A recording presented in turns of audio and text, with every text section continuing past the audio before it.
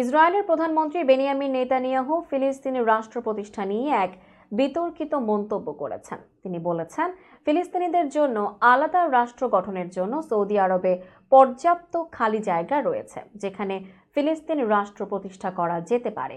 ইসরায়েলের ডানপন্থী সংবাদ মাধ্যম চ্যানেল 14কে দেওয়া এক সাক্ষাৎকারে নেতানিয়াহু বলেন, ফিলিস্তিনিদের রাষ্ট্র প্রতিষ্ঠার জন্য সৌদি আরবে যথেষ্ট জায়গা রয়েছে। সৌদি কর্তৃপক্ষ চাইলে সেখানে একটি ফিলিস্তিন রাষ্ট্র গড়ে তুলতে পারে। তিনি স্পষ্টভাবে গাজা, পশ্চিম তীর ও পূর্ব জেরুজালেম নিয়ে স্বাধীন ফিলিস্তিন রাষ্ট্র গঠনের দাবি প্রত্যাখ্যান করেন।